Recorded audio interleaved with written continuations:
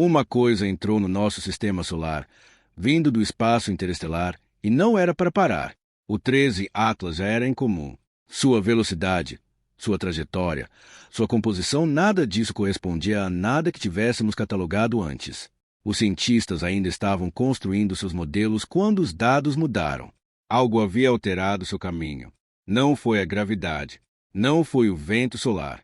Algo tinha feito contato. As observações foram confirmadas por vários observatórios. Agora, os pesquisadores estão fazendo uma pergunta que raramente fazem em voz alta. O que exatamente ele atingiu e por que isso importa tanto?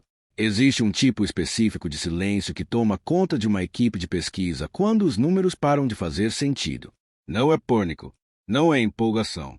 É apenas um silêncio muito quieto, muito focado, aquele que acontece quando alguém olha para uma tela, desvia o olhar e depois olha de novo, porque o que estão vendo não pode estar certo. E então, lentamente, eles percebem que pode. Esse momento aconteceu com o 13 Atlas. Para entender o porquê, você precisa saber o que é o 13 Atlas. E mais importante, você precisa entender o que ele estava fazendo antes de tudo isso começar. O 13 Atlas foi detectado pela primeira vez enquanto se movia pela fronteira externa do nosso sistema solar. A descoberta veio de dados rotineiros de levantamento do céu, o tipo de varredura automatizada que os telescópios realizam continuamente, catalogando milhares de objetos a cada noite.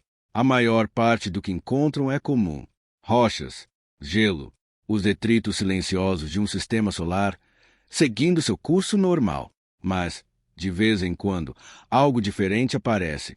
No momento em que os analistas começaram a rodar os cálculos da trajetória desse novo objeto, algo ficou imediatamente claro. Ele estava se movendo rápido demais. Não um pouco rápido. Significativamente rápido, a uma velocidade que objetos gravitacionalmente ligados ao nosso Sol simplesmente não atingem. Objetos em nosso sistema solar, por mais alongada que seja sua órbita, seguem regras. Eles aceleram ao cair em direção ao Sol e desaceleram ao se afastar. Todo o seu caminho é moldado pela gravidade da estrela a que pertencem. Este objeto não pertencia à nossa estrela. Sua velocidade, combinada com sua trajetória, deu a ele o que os astrônomos chamam de caminho hiperbólico. Isso significa que ele não estava em órbita. Ele estava de passagem. E tinha vindo de outro lugar completamente do espaço interestelar, da vasta distância entre sistemas estelares, viajando por talvez milhões de anos antes de entrar em nossa vizinhança solar. É aqui que o nome se torna importante. A designação 13 não é poética, é precisa. Significa o terceiro objeto interestelar confirmado detectado passando pelo nosso sistema solar. O primeiro, descoberto em 2017, foi Oumuamua, um nome havaiano que significa, aproximadamente, um mensageiro de longe que chega primeiro. O segundo, encontrado em 2019, foi Borisov, um objeto parecido com um cometa, avistado por um astrônomo amador e depois confirmado como sendo de origem interestelar. Ambos os objetos eram estranhos à sua maneira. Oumuamua, em particular, gerou um debate científico significativo. Sua forma parecia alongada. Mostrou uma aceleração inesperada que não podia ser totalmente explicada apenas pela radiação solar. Artigos foram escritos. Hipóteses foram propostas. E então ele se moveu para além da nossa capacidade de observação, deixando mais perguntas do que respostas. Borisov era mais familiar. Parecia e se comportava como um cometa. Tinha uma coma detectável, a nuvem difusa de gás e poeira que se forma ao redor do núcleo de um cometa quando ele se aquece perto de uma estrela. Era estranho por causa de onde veio, não pelo que era. O 13 Atlas era diferente de ambos. Desde as primeiras observações, ele não desacelerou como uma rocha passiva e inerte deveria ao se mover por um novo ambiente gravitacional. Havia uma persistência sutil, mas mensurável, em sua velocidade que atraiu atenção. Pesquisadores começaram a rastrear seu brilho em múltiplas janelas de observação, e o que encontraram adicionou outra camada de complexidade. O brilho não estava mudando em um padrão simples e rítmico. A maioria dos objetos em rotação, asteroides, cometas, qualquer coisa que esteja cambaleando pelo espaço produz curvas de luz previsíveis. À medida que lados diferentes do objeto ficam de frente para o telescópio, a luz refletida aumenta e diminui em um ciclo regular. O 13 Atlas não produziu um ciclo regular. Os intervalos eram inconsistentes. A amplitude, o grau de mudança de brilho variava de maneiras que não se encaixavam perfeitamente em nenhum modelo rotacional padrão. Isso podia significar que o objeto tinha uma forma em comum. Podia significar que sua superfície não era uniforme. Podia significar várias coisas, nenhuma delas simples, todas dignas de investigação. Depois vieram os dados espectroscópicos. Espectroscopia é o método pelo qual os cientistas determinam a composição de um objeto analisando a luz que ele reflete. Cada material absorve e reflete a luz em um padrão específico, uma espécie de impressão digital química. Quando os pesquisadores aplicaram esse método ao 13 e o Atlas, a impressão digital que receberam não correspondia claramente a nenhuma classificação padrão. Não era claramente um asteroide rochoso. Não era claramente um cometa gelado. Ficava em algum lugar entre as categorias, com assinaturas residuais que exigiam mais análises para sequer começar a interpretar. Nada disso era alarmante por si só. Objetos interestelares não têm obrigação de corresponder ao nosso catálogo local. Eles vêm de diferentes sistemas estelares, formados sob diferentes condições, compostos de materiais que podem ter sido processados em ambientes totalmente diferentes do nosso. Mas aqui está o que a combinação dessas observações, a persistência incomum da velocidade, o brilho irregular, a composição ambígua, sugeriu silenciosamente. O 13 e o Atlas não eram objetos simples. E objetos simples são muito mais fáceis de explicar. Já eram um quebra-cabeça. Eram um quebra-cabeça desde o primeiro dado. Mas as anomalias em seu movimento não foram a primeira coisa que chamou totalmente a atenção dos cientistas. Havia algo mais embutido nos dados, algo que a maioria dos relatórios iniciais deixou de lado discretamente, esperando confirmação. E então, a trajetória mudou. Para entender por que essa mudança foi tão importante, primeiro é útil entender o que realmente sabemos sobre objetos que viajam entre as estrelas. Porque a resposta honesta, aquela que os pesquisadores nem sempre apresentam primeiro, é que sabemos muito menos do que a maioria das pessoas imagina. O universo entre os sistemas estelares não está vazio, mas é extraordinariamente difícil de enxergar. Objetos se movendo pelo espaço interestelar são frios, escuros e rápidos. Eles não ficam ao alcance de nossa observação por tempo suficiente para um estudo abrangente. Quando nossos instrumentos conseguem fixar algo como o 13 e o Atlas, a janela para a coleta de dados útil já começou a se fechar. Oumuamua deu aos cientistas algumas semanas antes de ficar distante demais para uma observação significativa. Cada dia dessa janela foi usado. Todos os telescópios que podiam ser apontados para ele foram. E ainda assim, os dados estavam incompletos.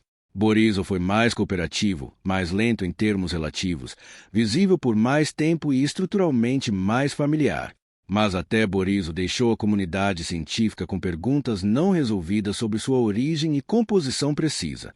O desafio com objetos interestelares não é apenas vê-los, é confirmar o que eles são. Para classificar um objeto como interestelar, os astrônomos devem calcular sua trajetória orbital com precisão.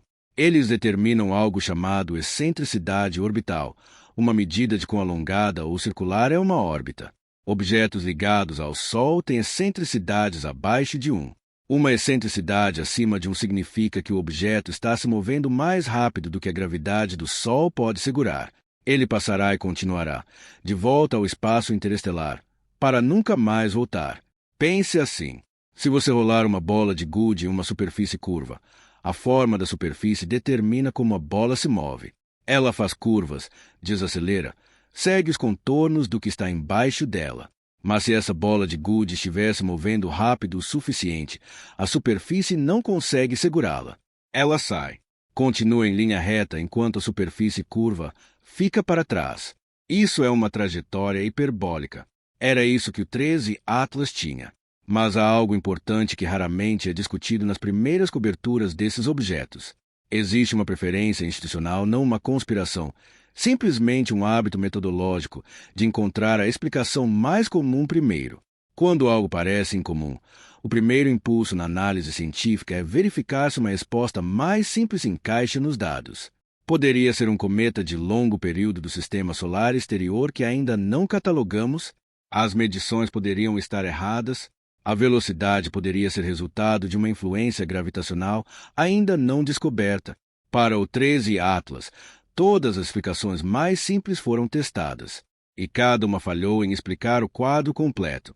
Quando a comunidade científica estava formalmente organizada para estudá-lo, tempo de telescópio alocado, protocolos de observação em vigor, equipe de pesquisa coordenando entre instituições, os dados já tinham mudado. Os modelos eram claros. O caminho estava mapeado. E então, os números pararam de corresponder. O que a trajetória atualizada mostrou não foi um erro de medição. Não foi ruído de instrumento. Foi um desvio, uma mudança genuína e confirmada no curso do objeto. E desvios como esse não acontecem sozinhos. Na física, existe um princípio que soa simples, mas carrega um peso enorme quando aplicado a um objeto em movimento no espaço aberto. As coisas não mudam de direção sem um motivo. Uma força deve agir. Algo deve empurrar, puxar ou atingir. Isso não é uma teoria. É o fundamento de como o movimento funciona, descrito primeiro por Newton, refinado por Einstein e confirmado por todas as sondas, satélites e objetos rastreados na história da exploração espacial. Objetos no espaço seguem seus caminhos com uma previsibilidade extraordinária. Quando não seguem, significa que algo aconteceu. Para o 13 e o Atlas, o desvio foi notado quando pesquisadores compararam dados de posição de duas janelas de observação separadas. O objeto não estava onde deveria estar. A diferença era pequena em termos absolutos, uma fração do que apareceria no mapa impresso. Mas em mecânica orbital, pequenas diferenças na posição se traduzem em forças significativas. Os cálculos foram feitos, foram verificados, foram refeitos por uma equipe separada usando dados independentes. O resultado foi o mesmo de cada vez. O 13 Atlas tinha mudado de curso. A primeira explicação candidata foi a liberação de gases. Este é um fenômeno bem documentado onde cometas, ao se aquecerem perto de uma estrela, expelem jatos de gás material de sua superfície. Esses jatos agem como pequenos motores.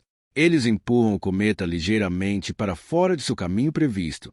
Isso é chamado de aceleração não gravitacional e é rotineiramente incorporado nos modelos orbitais de cometas conhecidos.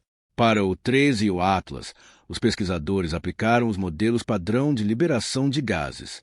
Eles calcularam a mudança máxima de trajetória que um evento razoável de liberação de gases poderia produzir, dado o tamanho do objeto, as estimativas de composição e a distância do Sol. O desvio observado foi maior. Não dramaticamente maior, mas maior de uma forma que os modelos não conseguiam absorver sem serem esticados muito além de sua faixa confiável. A segunda candidata foi a fragmentação. Às vezes, quando objetos passam por campos gravitacionais ou experimentam estresse interno devido a mudanças de temperatura, eles se partem. Um evento de fragmentação pode produzir uma liberação assimétrica de material que empurra o objeto restante em uma nova direção. Mas a fragmentação deixa evidências. Detritos. Uma nuvem de partículas menores seguindo o objeto principal, detectável tanto por imagem direta quanto por mudanças no perfil de luz ao redor. As imagens da região ao redor do 13 e o Atlas foram examinadas cuidadosamente. O que os pesquisadores encontraram não era consistente com o evento de fragmentação de escala suficiente para produzir o desvio observado. Não havia campo de detritos que correspondesse, nenhuma nuvem de partículas, nenhuma assinatura de uma ruptura. A terceira candidata foi a influência gravitacional de um corpo conhecido. Talvez o objeto grande não mapeado na região tivesse puxado o 13 e um Atlas para fora do curso. Isso foi verificado no catálogo de todas as massas conhecidas na área circundante. As posições, tamanhos e influência gravitacional de objetos próximos foram calculados. Nenhum deles, sozinho ou em combinação, poderia explicar a magnitude e a direção do desvio. Isso deixou uma categoria restante. Contato externo. Algo tinha ou atingido o 13 Atlas, ou o 13 e um Atlas tinha atingido algo, e esse algo tinha transferido momentum suficiente para empurrar este objeto interestelar para fora de seu caminho de forma mensurável. O processo de confirmação foi cuidadoso. Na ciência, especialmente quando uma conclusão em comum se aproxima, a metodologia deve estar acima de qualquer suspeita. Dados de múltiplos observatórios independentes foram cruzados. Equipes que não tinham se comunicado entre si receberam os mesmos dados brutos de posição e foram solicitadas a calcular de forma independente. Quando suas conclusões convergiram, quando a mesma resposta veio de diferentes instrumentos, diferentes equipes, diferentes continentes, o resultado foi aceito. A colisão era real, mas o objeto que a causou não estava em nenhum catálogo. A região onde o contato ocorreu não estava vazia por acaso. Havia uma razão específica para aquele trecho do espaço nunca ter sido mapeado de perto. E essa razão tornou tudo sobre essa descoberta significativamente mais complicado. O que estava lá fora? Essa pergunta levou os pesquisadores a um lugar onde eles não esperavam olhar. A parte do espaço onde o 13 e o Atlas experimentou seu desvio fica além das regiões internas bem documentadas do Sistema Solar. Não é o cinturão de asteroides. Não é o cinturão de Kuiper, aquele anel de corpos gelados além de Netuno que inclui Plutão. Fica mais longe, numa zona que os cientistas planetários há muito reconhecem ser mal compreendida, não porque foi ignorada, mas porque mapeá-la requer instrumentos capazes de detectar objetos frios, escuros e de movimento lento a distâncias enormes. Durante a maior parte da história da astronomia moderna, esses instrumentos ou não existiam ou estavam apontados para outro lugar. Isso está mudando. O Observatório Vera Rubin, uma instalação no Chile projetada especificamente para trabalho de levantamento do céu em campo amplo e profundo, iniciou suas operações científicas completas nos últimos anos. Sua missão principal envolve catalogar objetos do Sistema Solar anteriormente desconhecidos, particularmente aqueles nas regiões externas que nunca foram sistematicamente pesquisadas. Em um tempo relativamente curto, ele adicionou milhares de novos objetos ao catálogo conhecido. Alguns desses novos objetos são incomuns. Entre as adições recentes ao catálogo na região geral correspondente à trajetória do 13 e um Atlas, vários objetos retornaram medições que atraíram a atenção discreta dos pesquisadores. Suas leituras de densidade estão no limite superior do que é esperado para corpos pequenos do Sistema Solar exterior. Seus perfis de refletividade, a maneira como retornam ou absorvem luz, estão fora das faixas padrão usadas para classificar tipos de objetos conhecidos. Nenhum deles foi sinalizado como perigoso. Nenhum foi considerado cientificamente significativo na época da descoberta. Eles foram registrados, catalogados e arquivados. Quando os pesquisadores cruzaram as posições desses objetos com o caminho revisado do 13 e um Atlas, o caminho corrigido para levar em conta o desvio observado, algo apareceu. Um alinhamento, não perfeito, não o tipo que fecha imediatamente um caso, mas uma convergência estatística que era notável o suficiente para ser investigada. Um objeto, ou um aglomerado de objetos em uma região específica, parecia ocupar uma posição consistente com onde um evento de contato precisaria ter ocorrido para produzir o desvio que foi observado. A geometria correspondia. O momento correspondia. Agora vinha a questão mais difícil. O que eram esses objetos? Os pesquisadores abordaram isso com cuidado. Há um forte e justificado instinto na ciência de evitar conclusões extraordinárias quando as comuns estão disponíveis. Um corpo denso e escuro no Sistema Solar exterior é incomum, mas não é impossível. Existem categorias conhecidas de objetos, asteroides carbonáceos, corpos primitivos transneptunianos que podem exibir alta densidade e baixa refletividade simultaneamente. O que tornou este caso mais difícil de encerrar foi a combinação de propriedades. Alta densidade sozinha é incomum àquela distância. Baixa refletividade sozinha é incomum. Ambas juntas, em um objeto que não havia aparecido anteriormente em dados de pesquisa, apesar de estar em uma região agora monitorada, criaram um perfil que não se encaixava perfeitamente em nenhuma categoria existente. O objeto que o 13 e o Atlas atingiu ou o objeto que o atingiu parecia ser denso, relativamente compacto, composto de material que absorvia em vez de refletir a luz. Escuro de uma maneira muito particular. Na ciência, incomum não é o mesmo que impossível, mas incomum exige explicação. E neste caso, a explicação ainda não estava disponível. O perfil de absorção do objeto do contato correspondia a algo que os pesquisadores tinham visto antes, não neste sistema solar, mas em dados de uma fonte observacional completamente diferente. E essa comparação abriu uma linha de investigação que ninguém tinha planejado seguir. A ciência raramente se move em linhas retas. As descobertas mais significativas na história da astronomia quase nunca foram resultado de procurar o que foi eventualmente encontrado. Elas vieram de notar algo que não pertencia, seguir um fio que parecia menor, Fazer uma pergunta que ninguém tinha pensado em fazer ainda, porque os dados que a tornavam necessária não existiam até aquele momento. A colisão entre o 13 Atlas e o que quer que ele atingiu fez algo que ninguém antecipou no início desta história. Ela mudou o próprio 13 Atlas de forma mensurável, detectável, em maneiras que podem ser analisadas. E o que essas mudanças revelam é a parte mais substancial de tudo o que aconteceu. Após o desvio confirmado, as equipes de observação focaram seus instrumentos no 13 Atlas com intensidade renovada.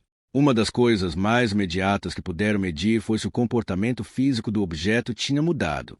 O período de rotação, o tempo que um objeto leva para completar um giro completo, pode ser rastreado através de sua curva de luz. Para o 13 Atlas, esse período tinha mudado, ligeiramente, mas consistentemente em múltiplas sessões de medição. Um impacto de força suficiente pode alterar a rotação. Isso era esperado. O que não era totalmente esperado veio da análise espectroscópica. Quando os cientistas examinaram a assinatura química detalhada do 13 Atlas após o evento de contato, descobriram que o espectro tinha mudado. Assinaturas espectrais podem mudar quando uma superfície é perturbada.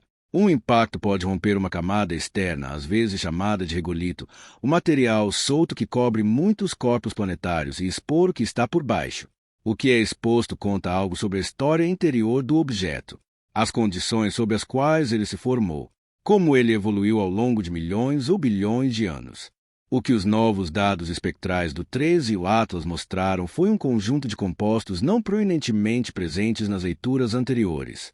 Alguns eram compostos orgânicos ricos em carbono, moléculas complexas construídas em torno de átomos de carbono, do tipo encontrado em muitos corpos primitivos do Sistema Solar e também em nuvens interestelares. Sua presença não era alarmante por si só, mas junto com os orgânicos estavam assinaturas minerais de um tipo diferente, especificamente assinaturas associadas a ambientes de formação de alta pressão. Isso importa de uma maneira muito específica. Minerais de alta pressão se formam no interior de grandes corpos, núcleos planetários, o interior de luas, as regiões comprimidas dentro de grandes asteroides que experimentaram atividade geológica significativa. Eles não se formam perto de superfícies. Eles não se formam em pequenas rochas que flutuam livremente pelo espaço. Encontrar essas assinaturas no material agora sendo liberado do 13 Atlas significa uma de duas coisas. A primeira possibilidade, a colisão expôs o interior profundo do próprio 13 Atlas. Isso significaria que o objeto é muito mais complexo internamente do que seu perfil externo sugeria. Significaria que ele se formou sob condições de alta pressão em algum lugar de outro sistema estelar, talvez como um fragmento de um grande corpo planetário que foi despedaçado por algum evento catastrófico antigo. Significaria que o 13 Atlas está carregando, dentro de si, um registro geológico preservado de um mundo que nunca vimos e não podemos nomear. A segunda possibilidade, o material veio do que o 13 Atlas atingiu. O contato transferiu material. Uma troca em alta velocidade e parte desse material, agora misturado na superfície do 13 Atlas, carrega a assinatura de alta pressão do objeto de onde veio. O que significaria que o objeto misterioso em nosso próprio sistema solar foi formado sob condições igualmente intensas. Um fragmento de algo grande, algo que se formou em profundidade, sob pressão, e depois foi quebrado e deixado à deriva na escuridão exterior do nosso sistema solar, não detectado, não mapeado, até agora. Ambas as explicações são cientificamente coerentes. Nenhuma pode ainda ser descartada. Mas o composto que atraiu a atenção mais concentrada dos pesquisadores não eram os orgânicos ricos em carbono, e não eram os minerais de alta pressão. Era outra coisa, detectada em quantidades residuais, presente em concentração suficiente apenas para registrar claramente, mas consistente em 3 análises espectrais independentes de diferentes equipes de instrumentos. Pesquisadores tinham encontrado uma assinatura como esta antes, uma vez, em um contexto diferente. Um contexto que nunca foi totalmente explicado e que a comunidade científica tinha silenciosamente deixado de lado enquanto outras questões exigiam atenção. Aquele encontro anterior era agora relevante novamente. Existe uma versão desta história que termina de forma organizada. A colisão aconteceu. Os compostos foram identificados, um artigo foi publicado e o mistério foi arquivado na categoria de incomum, mas explicável. A ciência contém muitos desses arquivos. Esta não é essa versão. O 13 Atlas ainda está se movendo. Ele não parou. Ele não vai parar. Sua trajetória hiperbólica o carrega através para fora, para longe do Sol, para longe do sistema solar interior, de volta ao vazio interestelar de onde veio. A cada semana que passa, fica mais difícil de observar. A luz que ele reflete torna-se mais fraca. Os instrumentos que o rastreiam precisam trabalhar mais para manter um sinal. Há uma urgência específica na comunidade científica agora, não a urgência do alarme, mas a urgência de uma janela que se fecha. O tempo de observação em grandes telescópios é um recurso finito. Equipes competem por horas, às vezes minutos, de acesso. O conhecimento de que o 13 e o Atlas não permanecerá observável indefinidamente focou essa competição em algo preciso e deliberado. O que pode ser aprendido agora deve ser aprendido agora. E, portanto, o quadro que está sendo montado é incompleto, não por falta de esforço, mas porque o próprio objeto não vai esperar. Quando você se afasta dos pontos de dados individuais, a velocidade incomum na chegada, o padrão de brilho irregular, a composição ambígua, o desvio de trajetória confirmado, o objeto de contato não identificado, os compostos de superfície alterados, a assinatura residual que apareceu uma vez antes e nunca foi explicada, o que você vê não é uma lista de problemas. O que você vê é o contorno de uma pergunta. Não uma pergunta pequena. Não uma que caiba perfeitamente em um único artigo de pesquisa ou em um único comunicado de imprensa. Uma pergunta sobre o que se move no espaço entre as estrelas, sobre o que nosso sistema solar exterior realmente contém, sobre quanto do que pensamos entender sobre a formação e a história da nossa vizinhança cósmica é baseado em um levantamento incompleto do que realmente está lá fora. Nós catalogamos, em detalhe, uma pequena fração dos objetos em nosso sistema solar, os planetas internos, o cinturão de asteroides, os corpos principais do cinturão de Kuiper. Mas, além dessas regiões, nossos mapas têm lacunas significativas e sistemáticas que só agora estamos começando a preencher. E se essas lacunas contiverem coisas que não antecipamos? E se o objeto do contato denso, escuro, de origem em alta pressão, portando uma assinatura espectral que apareceu antes em dados inexplicados, não for uma anomalia única? E se for um entre muitos desses objetos, a deriva não detectados no sistema solar exterior, escuros demais para serem capturados em pesquisas mais antigas, distantes demais para serem resolvidos com instrumentos mais antigos, o que isso significaria para nossa compreensão de como o sistema solar evoluiu? O que significaria para a história dos impactos, da migração planetária, das condições que tornaram a Terra do jeito que é? Estas não são perguntas retóricas. São linhas ativas de investigação, sendo perseguidas por pesquisadores agora mesmo. O 13 Atlas os trouxe até aqui, não por intenção, não por nenhum design, simplesmente por estar de passagem, por ser atingido ou por atingir algo e deixar um rastro de dados alterados que apontaram, quieta e persistentemente, para os lugares que não tínhamos olhado. Os dados do 13 e o Atlas ainda estão sendo processados. Parte do que eles contêm ainda não foi publicada. O que vier a seguir pode remodelar a estrutura através da qual tudo que veio antes é compreendido. E aqui está o pensamento que fica com você, depois de refletir sobre tudo isso por tempo suficiente. Se outro objeto como este chegasse amanhã, outro visitante interestelar, movendo-se rápido, carregando sua própria história legível, ainda não teríamos uma estrutura completa para entendê-lo. Começaríamos de novo. Nós o rastrearíamos, analisaríamos, debateríamos, encontraríamos novas anomalias, faríamos novas perguntas, porque o universo não se revela todo de uma vez. Ele oferece fragmentos, pontos de dados, traços de processos grandes demais e antigos demais para qualquer observador testemunhar por inteiro. Não estamos no fim desta história. Podemos nem ter passado do começo. Se isso fez você pensar diferente sobre o que está além das bordas do nosso céu mapeado, então a pergunta já está fazendo seu trabalho. Fique com ela.